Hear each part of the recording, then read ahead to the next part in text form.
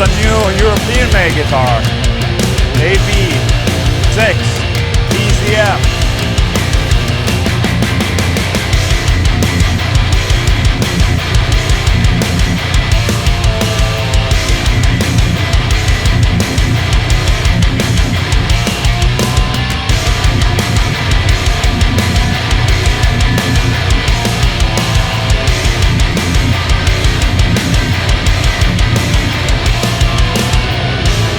Let's go!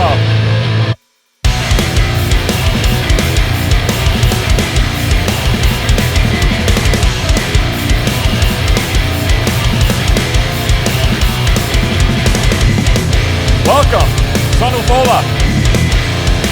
219. Let's go to town.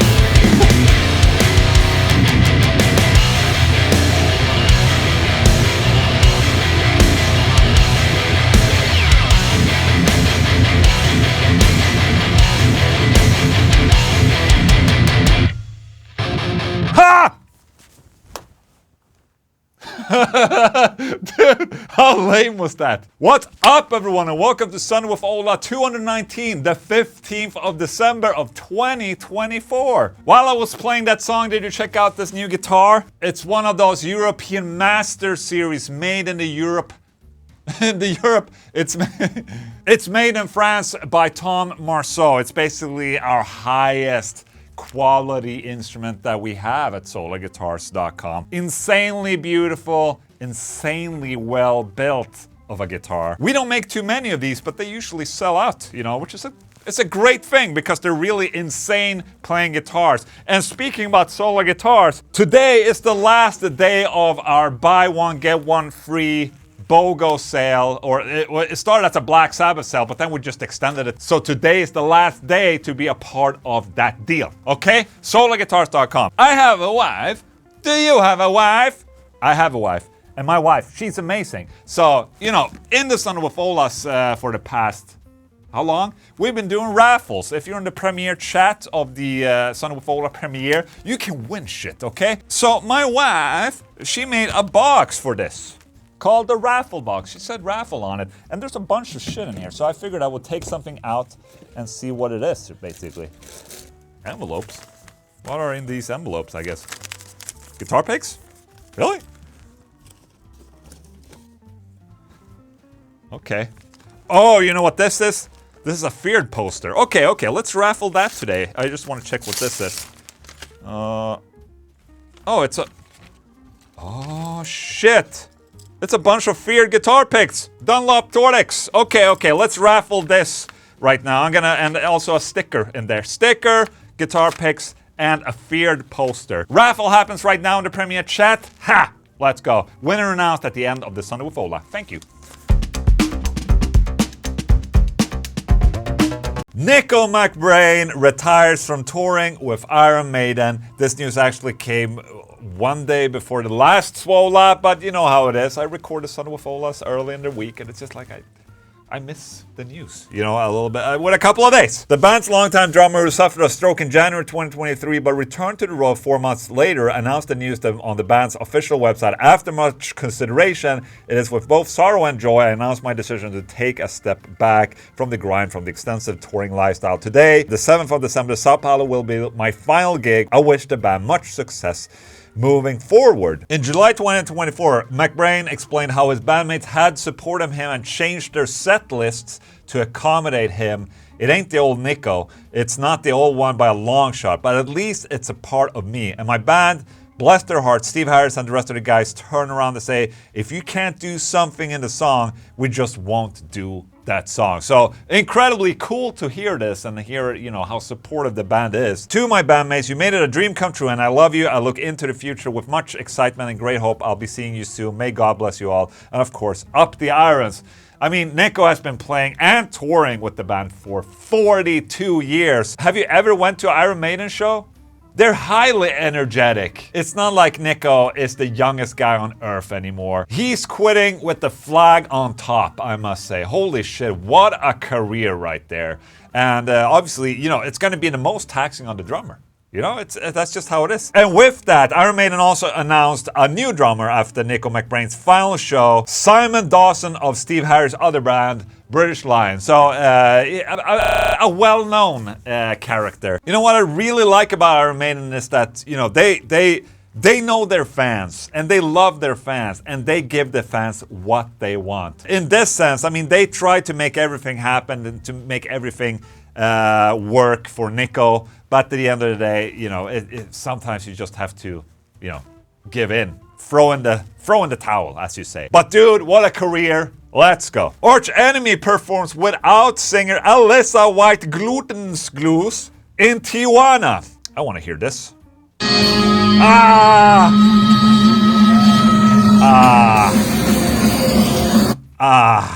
Why was that so fucking loud? Okay, let's do this instead.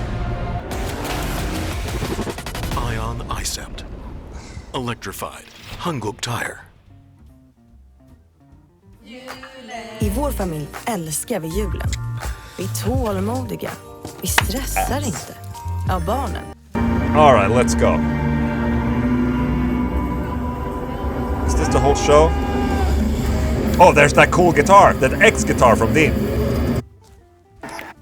I mean, oh my god, not more ads! Singer became very sick and was unable to join her bandmates at the gig, and Alissa, a couple days later, said, "This is the most pain I have ever experienced." Holy shit. This might be too much information, but since the news is out already, I just want these amazing fans in Mexico to know how serious this was. I had a doctor come to my hotel bed 2 days in a row, and she said she is experiencing a total collapse. My body is so exhausted I have a hard time walking. I'm confused, dizzy, shaking. A bacterial infection lodged in my ears and then aggressively spread to all the soft tissues in my upper body. I have pus leaking out of my eyes. Okay. I think that's a pretty legit reason not to do the gig. You know, if you have fucking pus coming out of your eyes. But I think now she's back, right? She's back for the rest of the tour, I think. Ozzy Osbourne's unique idea for the one final Black Sabbath reunion show. So it seems that Ozzy Osbourne has been trying to make a final show happen, even though, you know, there's health issues involved. And, you know, these guys are not young anymore. Geezer Butler remains in contact with Ozzy, and he reports that the ailing singer hopes to reunite Black Sabbath during his final show. Maybe at least try and play a song. I think that's probably what's going to happen. He suggested at his very final concert for the four of us to get up on stage and maybe do 3 or 4 songs together, and that will be it. Finished. Holy shit, that will be an event for sure. In recent years, Osbourne's ongoing health problems have kept him from taking the stage. The legendary frontman, who continues to endure complications from back surgeries while also battling Parkinson's disease, was originally a part of the lineup for the 2023 Power Trip Music Festival, but had to withdraw from the event.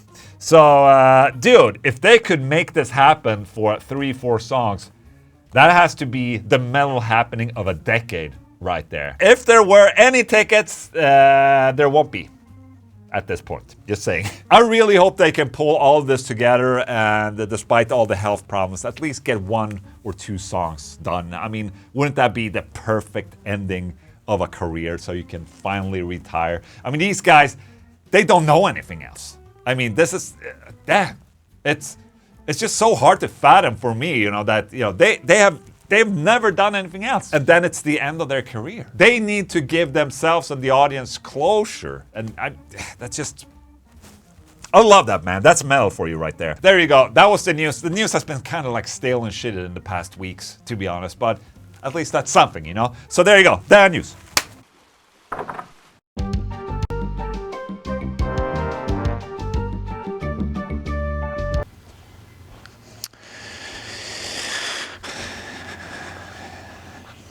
Hej lilla hunden.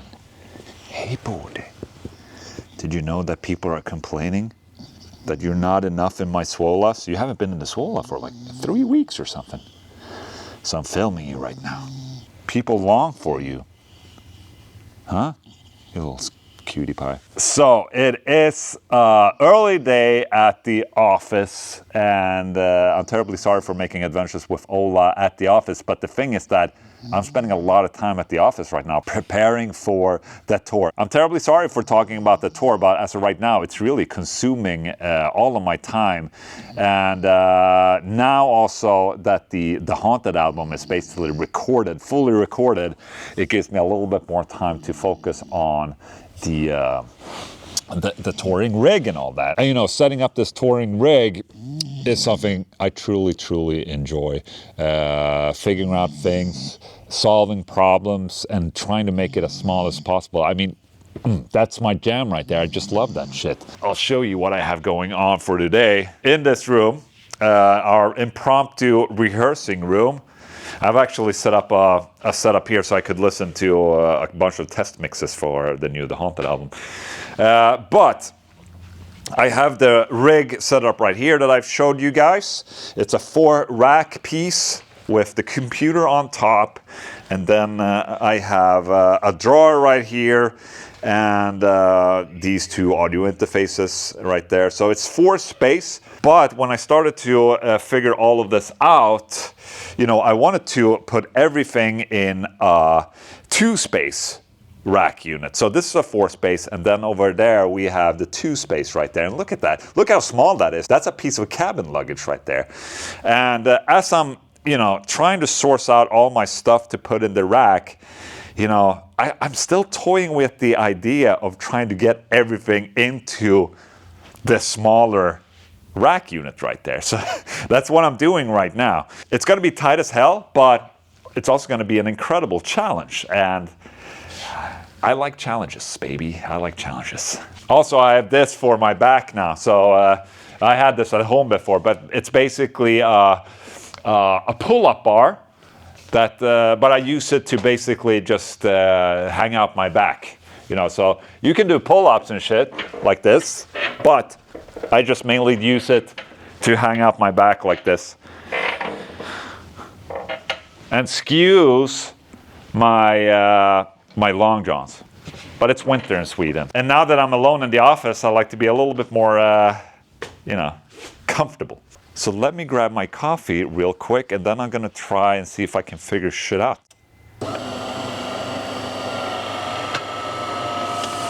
Hey, Hunden. Hey, Hunden. Yes. The active tracking works for you too. Hey, Borde. Yo. Hey, Borde. She's hurt her paw, so she's not as active as usual. So she has to have a little bit of rest, not too much of the running outside.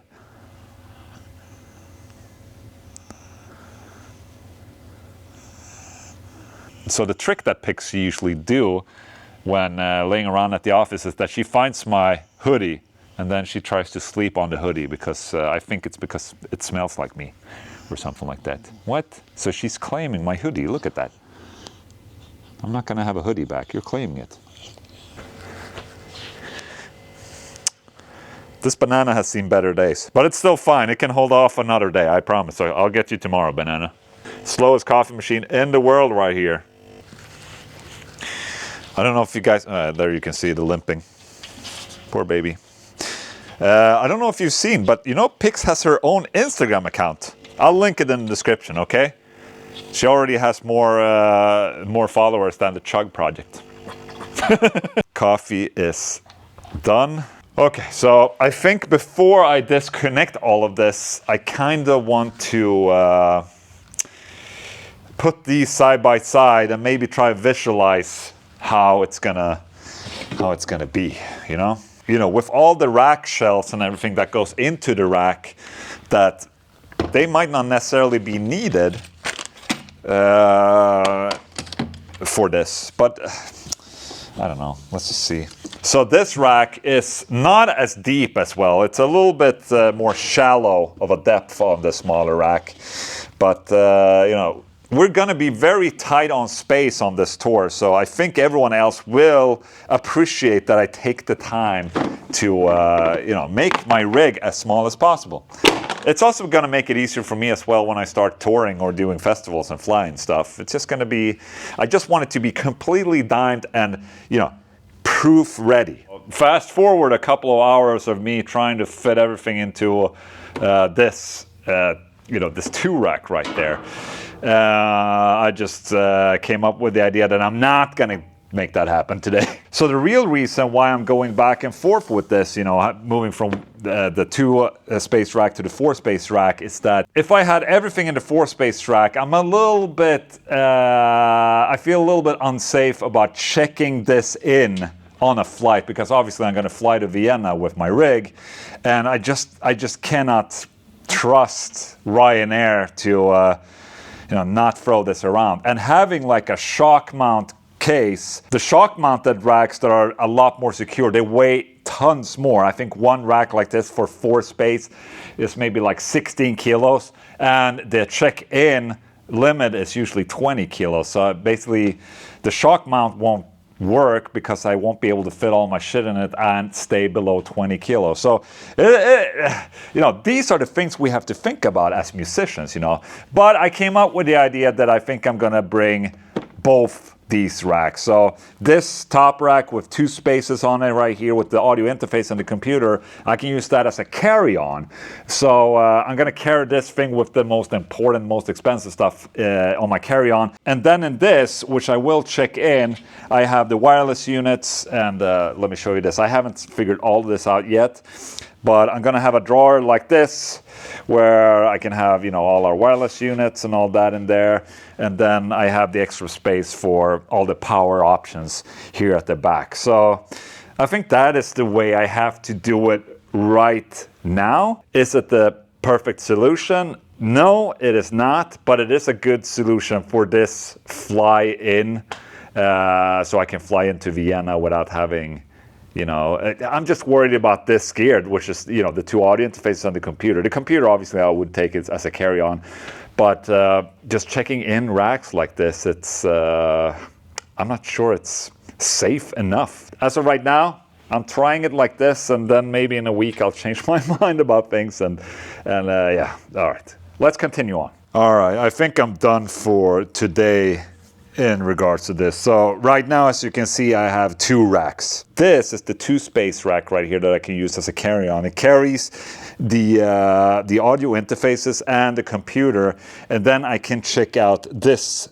4 case right there, where I have the Furman power conditioner, I have an in-ear unit, I have this drawer with the wireless for both guitar and bass right there, and I have a bunch of storage for all the extra units and shit like that. So the only thing I need to do when I get to the gig is just mount these 2 racks on top of each other, connect a bunch of cables through here, and then these are the outputs that are going right here from the audio interfaces to the stage that are not the drums. Everything except the drums comes out of these XLR outputs right here. So that's going to be connected to a stage box and into front of house. I think this is the best solution, at least for right now and for this particular tour, you know, where I need to fly in all the stuff. I haven't mounted anything yet. Everything's loose, but I'm just testing shit out. So I have a power strip back there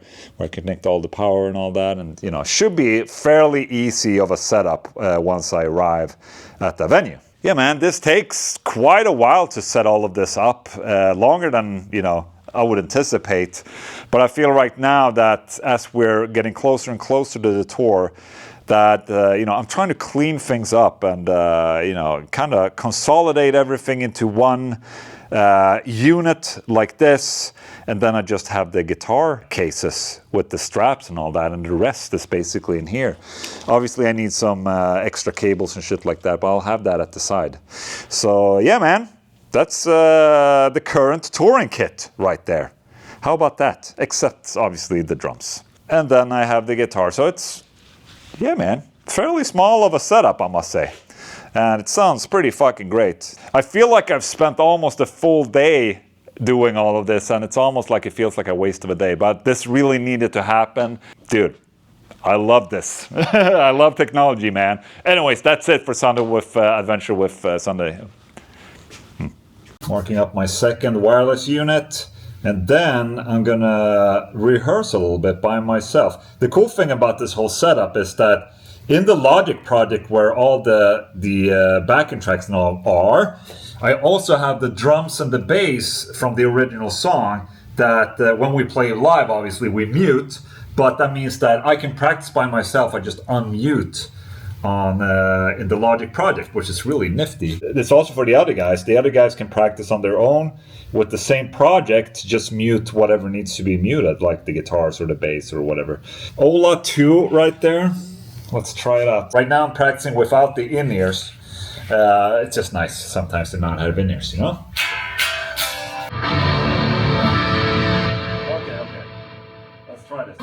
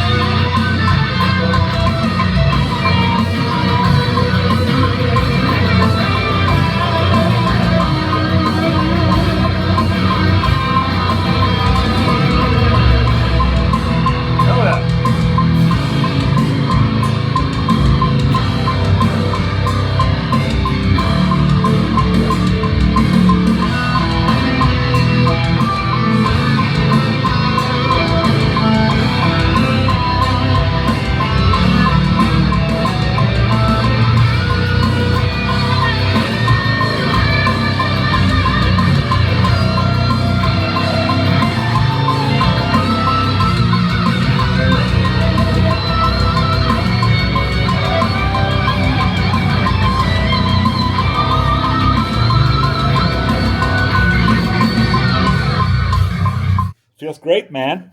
We're actually going to rehearse on Sunday, so when you're watching this, today we're rehearsing, so it's going to be fun again. All right, guitar of the day, where I feature one guitar from somewhere all over the world, and today I'm checking out Reverb again, and I found this ESP Jeff Hanneman signature owned by Josh Rand. And when I first read it, I was like, oh, Jeff Hanneman signature owned. As it was Jeff Hanneman's own guitar, but it's not. It's owned by Josh Rand. And if you have no idea who Josh Rand is, he's the guitar player of Stone Sour, you know. Yes. And I just saw the price, and like, ooh, damn, like 7,000 euros almost. ESP Jeff Hanneman Signature Series Urban Camo. Jeff is known for his whammy bar work with a Kaler bridge, but this one has a floated rose. It also has the Slayer Eagle instead of the Hanneman H inlay. Extremely rare. Okay. Okay. Was it retrofitted? Like what? Or was it made like this? With the Floyd, I mean. Made in Japan. Okay. Very cool. I mean, it looks basically like it's never been played before. All items in the official Josh Rand of Stone Sour Reverb shop ship fully insured and with delivery confirmation. Okay. Let me check out the official Josh Rand of Stone Sour Reverb shop. Dude. What the hell? He's selling a bunch of guitars. Selling rare custom vintage guitars and basses from the personal collection of guitars Josh Rand from the platinum-selling rock band Stone Sour. There's a lot of Josh Rand in the text everywhere. Josh Rand. Owned by Josh Rand. Replica. Owned by Josh Rand.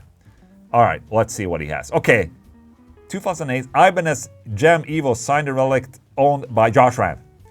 What is it signed? Oh, okay, yeah. Okay, it's when they did the Evo again. Limited to 100. It's owned by Josh Rand.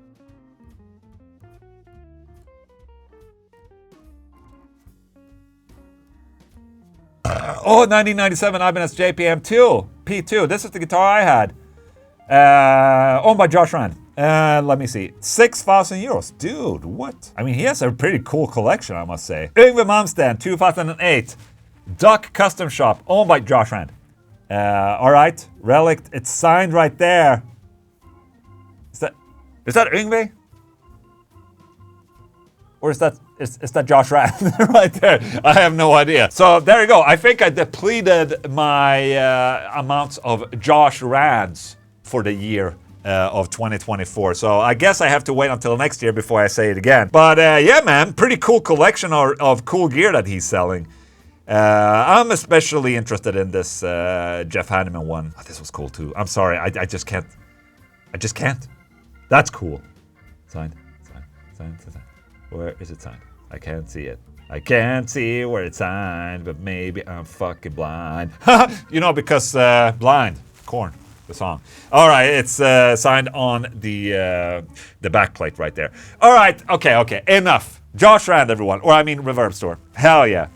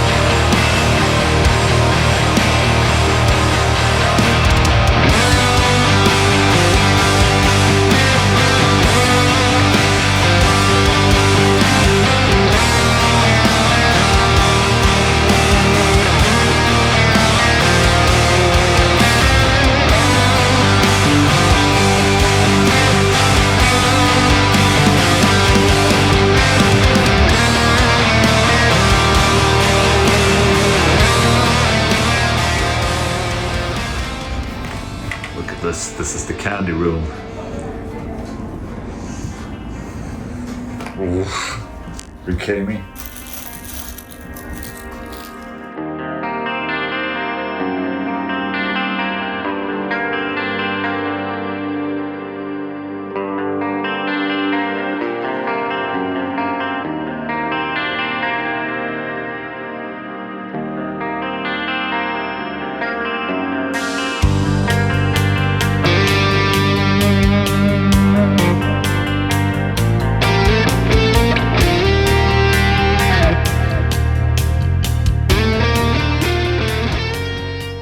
Question of the day, where you guys ask me a question and I do my bestest to answer. And today's question is from Jorge Rueg 8014.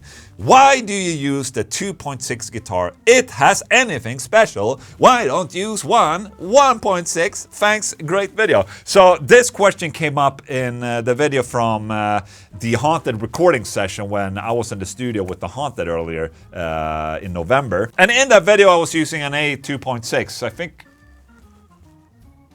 I was just wondering where it is right now, but I think it was an AB 2.6 natural that I was using. And he's asking why I'm using a 2 series guitar and not a 1 series guitar. Probably, the 2 series guitars is less expensive than the 1 series guitar. Why wouldn't I use the more expensive guitar for recording? And I think I've answered this before, but it's for the simple reason that design-wise, these guitars, they don't differ that much. The only thing that differs between them are some of the features. The 1 series had like stainless steel frets and the 2 series had nickel frets. And in this case, that AB 2.6 natural has an Evertune bridge. But in terms of the playability of the guitar and the sound of the guitar, they're very, very similar. I think a lot of people confuse that if you have a cheaper guitar that it's going to sound or feel cheaper. But that's not how it is. It's still just a guitar and it's designed in a certain way and they're designed the same. It's not like the 2 series is designed worse to have the 1 Series be playing better or anything like that. You know, it's feature driven basically. So for me, I mean, I tour with that 2 Series guitar. There's absolutely no problem with that. It's a great guitar, man. So I think that's my answer to that question right there. And also, Salesman Ola. Oh, by the way, I think today is the last chance to be a part of the Black Sabbath sale on Swola guitars, where you buy a 1 Series or a 2 Series guitar and you get an S by Swola for free. So today's the last day, you guys. Last chance, okay? Thank you so much. Question of the day. Let's go. All right, my friends, that's it for Sunday with Ola. 219 for you right there. Thank you so much for joining in. Who won the raffle? Congratulations, you beautiful person out there. We're creeping up on the Escape the Internet European tour. Now, Vienna is the first show to have been officially sold out. And there are a couple of other shows that are close to selling out. So if you want to go check us out, I advise getting tickets now before it's completely sold out. And dude, I cannot wait for this tour. It's going to be amazeballs. If you need tickets, in the description of this video, and hopefully I'll see you there. Okay, how about that? And yeah, that was it. Thank you so much for tuning in. Sunday with Ola 219. Hope you have a great Sunday, you guys. And I'll see you very, very soon. Thank you so much. Goodbye.